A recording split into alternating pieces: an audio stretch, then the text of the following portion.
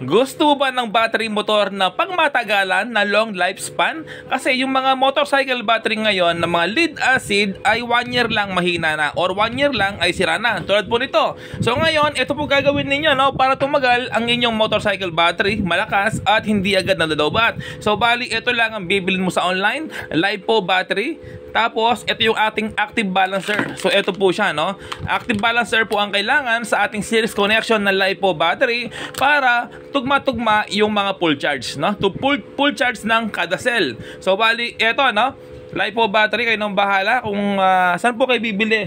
Okay, so bali, ito yung ating LiPo battery. Wala po kasi rito mabibili sa online, Yon, original po ito, made in Taiwan, limited stock lang, malapit na maubos. Yon, so bali, ito po yung ating active balancer na pinakita kanina, Iisa lang to.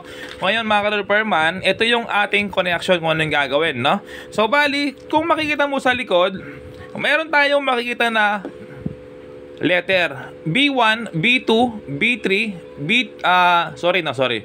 B1 ay sorry. Kasi yung mga ka-repairman, nasanay ako sa BMS. Okay, so bali ito yung B negative. Okay, yung B negative natin, yung ating main na B negative. So bali ito po siya, Ipapakita ko ng maliwanag step by step. So bali ito yung ating negative. Ayan, nakatakip po siya, So yan, itest ko ng polarity. Nakatakip yung ating ginawa na battery pack.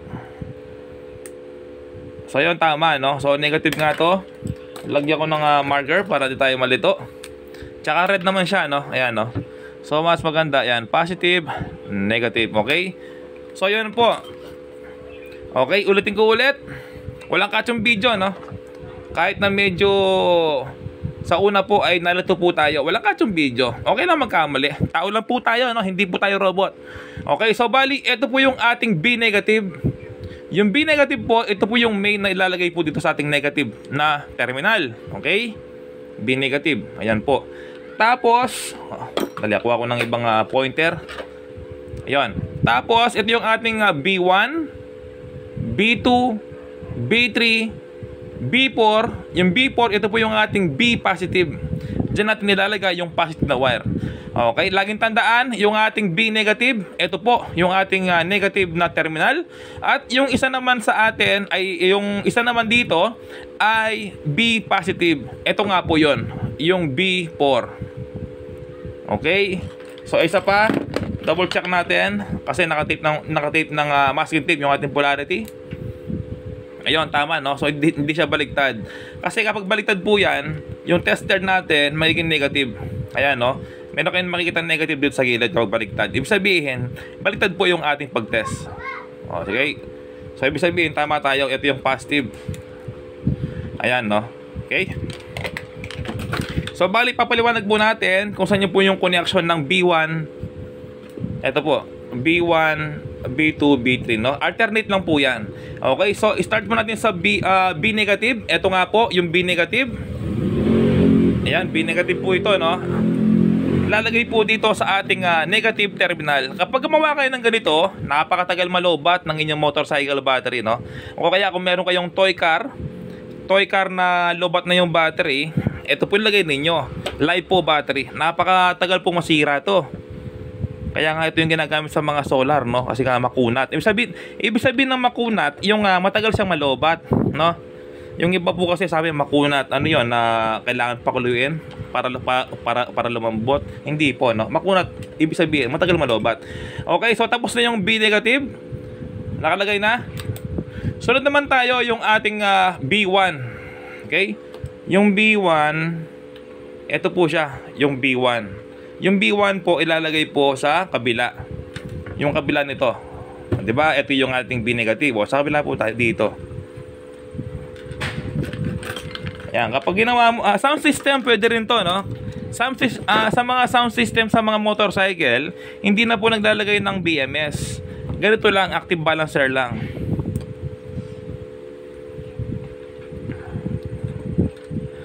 Tapos ibukol po natin.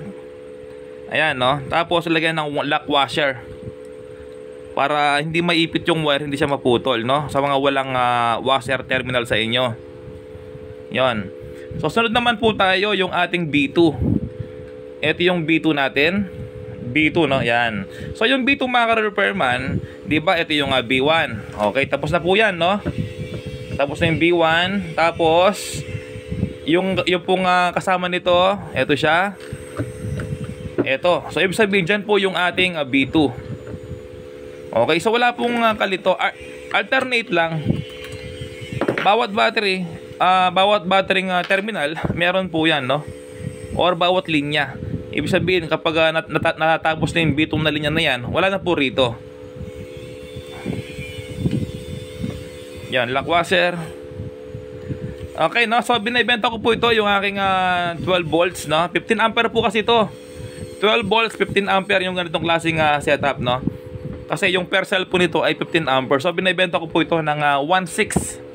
No, dati itong 1.7, so 1.6 na lang. So tapos na yung B2, so B3 naman tayo. Ito yung B3. B3, okay? So di ba ito yung B2.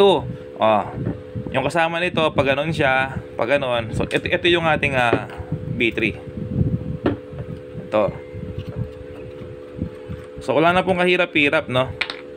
Ayan, paikutin ko lang yung wire para hindi siya ipit. Yan, para ka lang naglalagay ng BMS, ganyan din yung connection niya. Ay, tapos lock washer. Maganda may washer talaga para hindi naipit yung wire. So ito na, no, yung last, yung ating B4 or yung ating main positive. So ito po siya. Nako mga ka-repairman, kapag ginawa mo to sa inyong motorcycle battery or sa mga toy car, nako napakatagal bago malowbat yan, no? Kasi nga meron siyang active balancer. Pantay-pantay yung karga bawat cell. Lock washer. Ayan, no? So umilaw na po yung ating active balancer.